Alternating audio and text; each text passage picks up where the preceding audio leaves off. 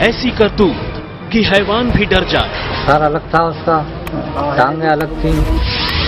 ऐसी हरकत कि रूह फना हो जाए। कि पहले गर्दन मारी फिर हाथ पर अलग कर दिया उसको। ऐसी वारदात की कंपकंपी छूट जाए। ऐसी कहानी कि सुनकर गश खा जाए। डंडे से उसको मारा है। क्या कोई इंसान अपने ही जैसे किसी इंसान को मारकर उसका मांस खा सकता है, उसकी खाल उतार सकता है, उसका खून पी सकता है? हम ऐसे अजीब सवाल आपसे हरगिज नहीं पूछते अगर आपके और हमारे बीच इसी समाज में ऐसी अजीबोगरीब वारदात न हुई होती। लेकिन क्या करें, यहां न सिर्फ वारदात हुई है बल्कि इस वारदात को अंजाम देने वाला शख्स रंगे हाथों पकड़ा गया है। रंगे हाथों मतलब सचमुच रंगे हाथों। और तो और जब लोगों ने उसे ऐसा करते हुए देखा तो न सिर्फ उसके हाथ खून से रंगे थे बल्कि पूरा चेहरा भी एक मासूम के खून के छींटों से भरा हुआ था। बच्चे के कत्ल के बाद मांस खाने की कोशिश, खून से सनी हालत में पकड़ा गया आरोपी। कत्ल की ये कहानी सुनकर सिहर उठे लोग। एक गांव के बाहर एक महिला बैठी हुई गाय के गोबर से उपले बना रही थी। अचानक उसे एक शोर सुनाई देता है। महिला एकदम घबरा जाती है। वो अपने पीछे जब देखती है तो उसे एक लगभग 5 से 6 वर्ष का एक बच्चा होगा जो मां मां कहकर पुकार रहा था। वो महिला उस बच्चे को नहीं जानती थी और वो बच्चा दौड़ते हुए उसके महिला के गले से लिपट जाता है और रोने लगता है। और बच्चा बार बार एक ही चीज पुकार रहा था कि मां मुझे बचा लो, मुझको वो मार देगा, मां मुझे बचा लो। महिला जब इस शब्द को सुनती है तो भावुक हो जाती है और उस बच्चे से पूछती है। बच्चे से पूछने के बाद तुरंत महिला खड़ी होती है और अपने गांव की तरफ भागती हुई शोर मचाती हुई चली जाती है। वो समस्त ग्रामवासियों को इकट्ठा कर लेती है और उसी समय एक ईंट का खेत था जिसको ग्रामीण चारों तरफ से घेर लेते हैं। नमस्कार, राम राम, मैं हूं आपके साथ प्रताप आर्य और आप देख रहे हैं कहानी आज की। बागपत के पूर्व में लगभग 5 किलोमीटर की दूरी पर स्थित नगर पंचायत अग्रवाल मंडी टटीरी। टटीरी अपने आप में एक संपन्न कस्बा है जहां पर कई घटनाएं ऐसी हुई हैं जिन्होंने सभी को हिलाकर रख दिया है। आज से लगभग 20 वर्ष पूर्व टटीरी के आसपास कई गांव लगते हैं। संतोषपुर बागू, निरोजपुर, निबाली, नेवला, बली और मैं बात करूं दक्षिण में स्थित पावला, महलवा, चौलदा, नीतली, गौरीपुर, आसपास के कई गांवों से लगातार बच्चों के लापता होने की घटनाएं सामने आ रही थी। और होता क्या था, जो बच्चे लापता होते थे उन बच्चों की जो डेड बॉडी थी उनके लापता होने के कुछ दिनों बाद ही बरामद हो जाती थी। उनका गला कटा हुआ मिलता था, शरीर में खून की एक बूंद भी नहीं होती थी।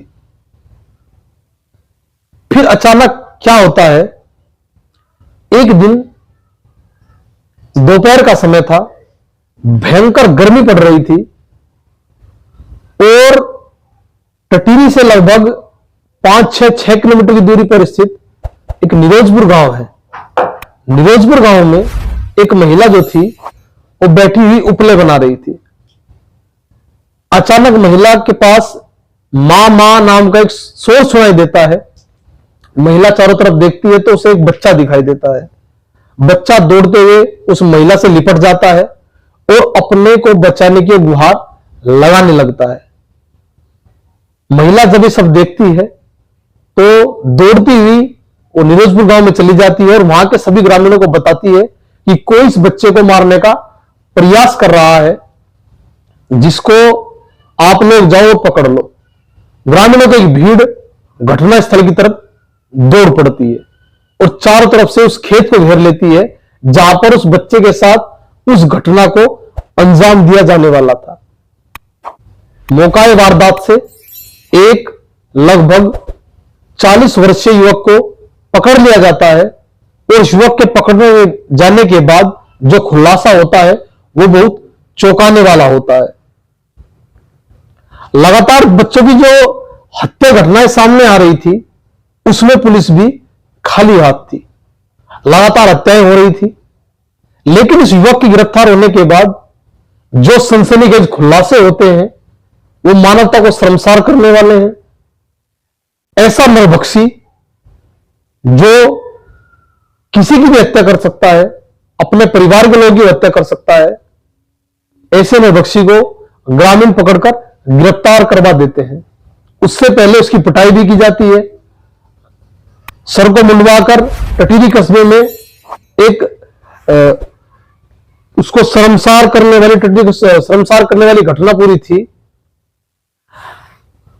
उस जो युवक था उसको टटीरी में लंगड़े बाबा के नाम से बच्चे जानते थे और घबरा जाते थे।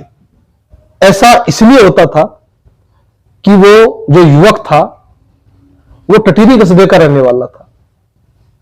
इस घटना को टटीरी वाले जब आज भी याद करते हैं तो वे सियर उठते हैं। जो खुलासे उस समय उस युवक ने किए थे,